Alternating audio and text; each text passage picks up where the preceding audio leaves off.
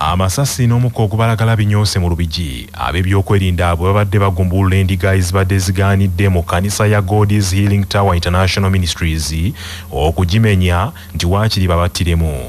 Omusasi waffe Lukenge Sharif kaatuwa ebisingawo.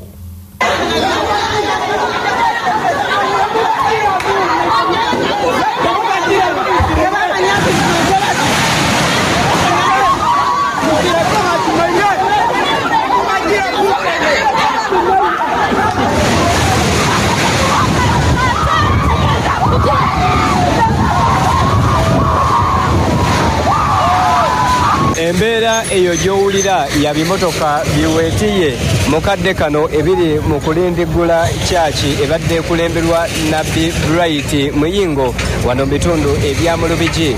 Endiga zikedde enkya lunaku olwaleero nga bagamba nti bagenda kusabira mu kyaki eno nti era tebagenda kugivaamu okutuusa nga ekitongole ekya NEMA kibalese waakiri emyezi nga 8 mu maaso bajjemu ebintu byabwe, wabula ab'ebyokwerinda omuli amagye ne poliisi bayiriddwa mu bungi mu kifo kino era okukakana ng'endiga ezikedde okusabira mu kyaki eno zonna baziggyemu ku kifuba era amasasi n'omukka ogubalagala bivuze okumala akaseera endiga nga ziremedde mu kyaki eno. Buli omu akutte Bayibuli alaajanira Katonda nga bagamba tebalina gye balaga, wabula ab'ebyokwerinda olutandise okuba omukka ogubalagala batwaliddwa ne Nabugisi mu Fungizo.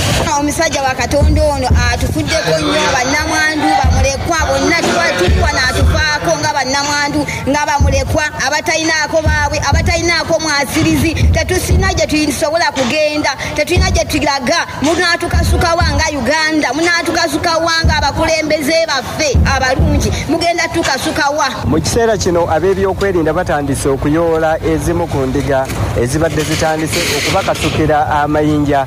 Bagamba ab'ebyokwerinda nti mulimu n'abo abalabiddwako nga balina ebiso n'ebigendererwa eby'okutuusa obulabe ku bakuumaddembe ku lwa 88 akatonyeze 8 y'obujjajja lwasa mayinja. Webale Munnabuddo. Ebyo nga bikyali bityo, ebitongole by'obwannakyewa bitakabanira eddembe ly'obuntu mu mukago ogwa National Coalition of Human Rights Defenders Uganda biwanjagidde Parliament ne gavumenti okuyimiriza bunnambiro ebikwekweto ebikolebwa ku beesenza mu ntobazi okutuusa nga waliwo okuwuliziganya n'abantu abasengulwa.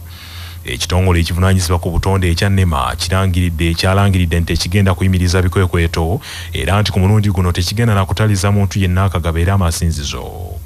Bannakyewa bano bagamba nti bategeddeko nti banka y'ensi yonna yakutte $1 za Amerika obukadde 175 n'ezigemulira Uganda nti ezikozesa okugogola n'okutereeza entobazi, kyokka nti tewabadde kugoberera mateeka ng'ebikwekweto bino bikolebwa.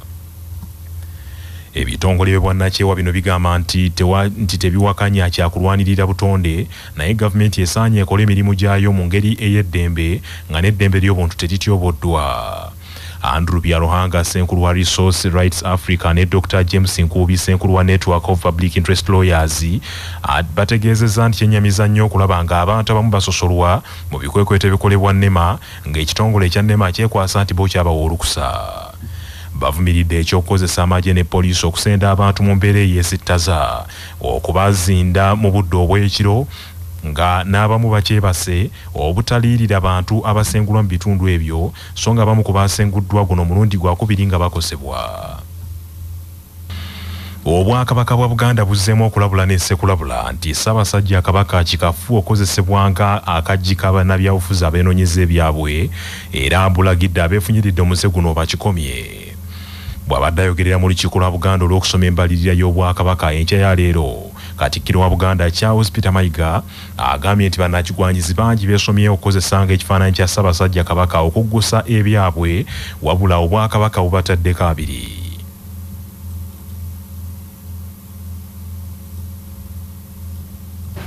Nayogeddeko ne Beene ku ssimu.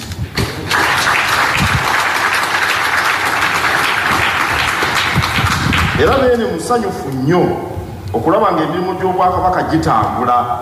Era yantumye okubategeeza nti musanyufu olw'obumalirivu obutusobosezza okulaba ng'enteekateeka z'Obwakabaka zigenda mu maaso. Akawungeezi kigulu ku ssaawa 12.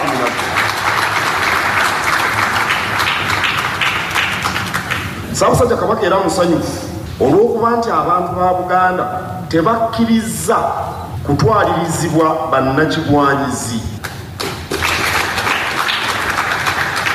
Bannakigwanyizi abaagala okukozesa obukosefu bw'abeene ng'akaggi bwe baagala okuyita okutuuka ku biruubirirwa byabwe.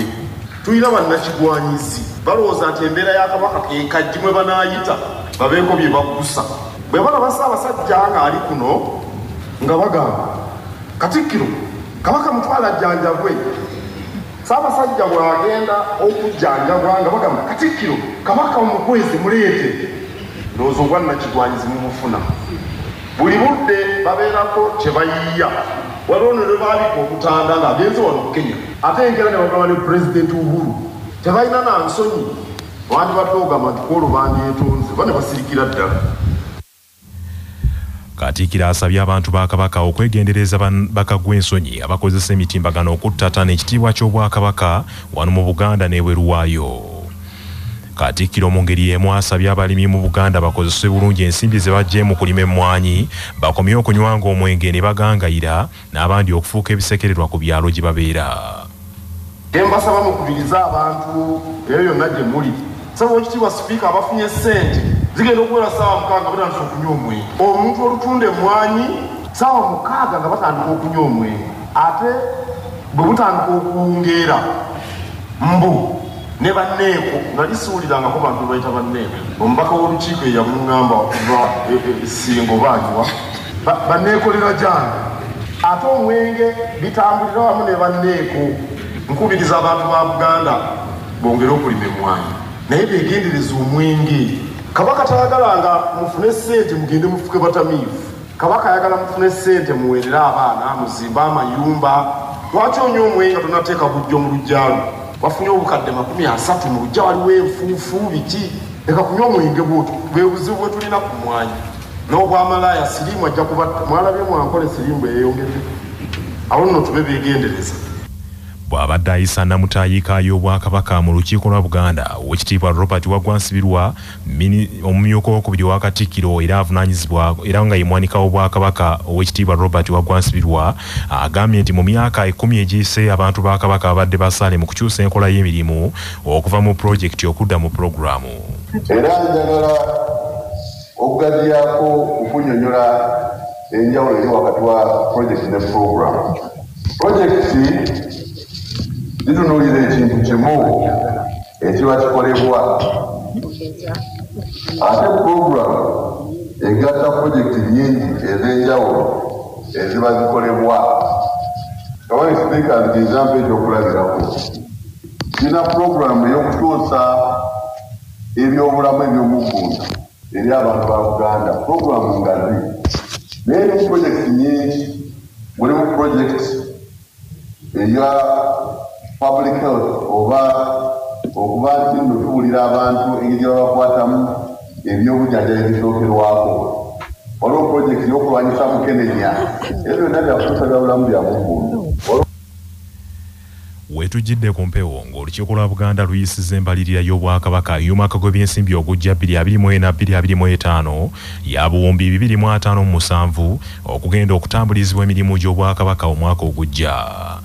Embalirira eno eseeseetuse okuva ku buwumbi 2009 obwali bwayisibwa mu mwaka gw'ebyensimbi ogukomekerezebwa guno ogwa 2023-2024 kyokka nga nayo werutuukidde leero ng'ensimbi obuwumbi 29 obwayisibwa buyiseemu okutuuka ku buwumbi 2010 n'omusobyo. Obuwumbi bw'ensimbi 69 ku mbalirira eno bugenda kuva mu basuubuzi, mu nvujjo, obusuulu n'obulimi, ate okusiga ensimbi mu Bwakabaka obuwumbi 63. Ate nga ebizimbe by'Obwakabaka bisuubira okuvamu obuwumbi 24, ebyenjigiriza obuwumbi 23, ekitongole kya nkuluze obuwumbi 22, gavumenti ez'ebitundu obuwumbi 9 n'ebyobulamu obuwumbi 3. Esooka ne mani gavumenti tetuwakanya butonde bwansi kuzzibwawo, naye tuwakanya enkola ezirowoozesa abalala okulowooza nti bano abalala bo si bantu. So tugamba nti wadde nga tulwanirira eddembe ery'obutonde naye abantu babeere ku mwanjo naddala nga bazze bazimba tubalaba oba oli awo nga ne pulaani ze bazimbirako gavumenti y'emu ffe twazibawa. Dr. James Nkubi ne banne bategeezezza nti n'obudde bwe bakoleddemu ebikwekweto bino bukyamu kubanga byataataganyiziddwa nnyo omuli eby'ensoma y'abaana ababadde bakadda ku masomero, ebyobulamu by'abantu bizibu n'ebirala. Baagala n'akakiiko ka Paalamenti akavunaanyizibwa ku ddembe ly'obuntu kayingire mu kaweefube ono ow'okutaasa abantu n'okulwanirira eddembe ly'abannansi. Hussein Kato Muyinda, Ssenkulu w'ekitongole ekya Earth and Rights Initiative, yagambye nti NEMA erina ebitundu bingi byerekeredde so nga erina okubikwatako okutaasa obutonde omuli n'ekibira ky'e Bugoma. Uganda si yesoose okusengula abantu, ensi nyingi zikikoze. Ensi nga Singapore yonna ntobazi, naye Singapore abantu babeerayo bulungi ne bakoexistinga. Awali obunafu ne batereeza n'abantu ne bakwataganira wamu ne bakola ki? Ne batereeza. Sisi kukeera ssaawa 9 ogw'ekiro ng'omuntu yeebase. Nalabye omukadde gwe baasitudde wallahi n'enfunyanga n'ennaku ennuma. Talina gyadda agamba amaze emyaka 4 azaaliddewo abaana. Bazzukulu bamusitula. Naye okedde ku makya totegese ogenda muteeka tomunyonyodde bulungi lwaki okikoze. Wabula Ssenkulu w'ekitongole ekya NEMA Dr. Barirega Akankwasa asinzidde ku Media Center mu Kampala n'agamba nti wali kye bagenda kuyimiriza era akaweefube ono tebagenda kumusazaamu. Where was NEMA when all this encroachment happened? Questions have been asked. Where were you? Why did you wait for people to first build and then you turn around now? Where was NEMA? We want to address this. Day-to-day management of wetlands in Uganda is vested in the local governments, urban authorities, and the Department of Wetlands Management, Ministry of Water and Environment. NEMA plays a regulatory, monitoring, supervisory, and coordination role. It's therefore not a question of where NEMA was because we are not in charge of day-to-day management of wetlands. It's not our mandate. Abatuuze mu luka gw'ekitosi ekyamulibwa mu disitulikiti y'e Kalungu baguddemu entiisa omuliro ogugambibwa nti guvudde ku masannyalaze bwe gukutta amaduuka mu kitundu ekyo era ebintu bya bukadde na bukadde bwa nsimbi biweddewo. Omusasi waffe Muzaffaru Nsubuga akabitwe. Omutawaana guno gugudde ku kyalo Butiti mu muluka gw'ekitosi amaduuka agakutta omuliro ne gasaanawo kuliko eri omusuubuzi Sulaiman Battamijja saako omulala ategeerekiseeko erya Kyakuwa. Omuliro guno kigambibwa nti guvudde ku masannyalaze era ebintu bingi nnyo mu maduuka muno naddala erya Sulaiman Battamijja kyenkana byonna biweddewo. Era kigambibwa nti mu maduuka muno mubaddemu n'ensimbi enkalu ezireyo mu bukadde ezijjiriddemu wabula omutawaana guno bwe guguddewo.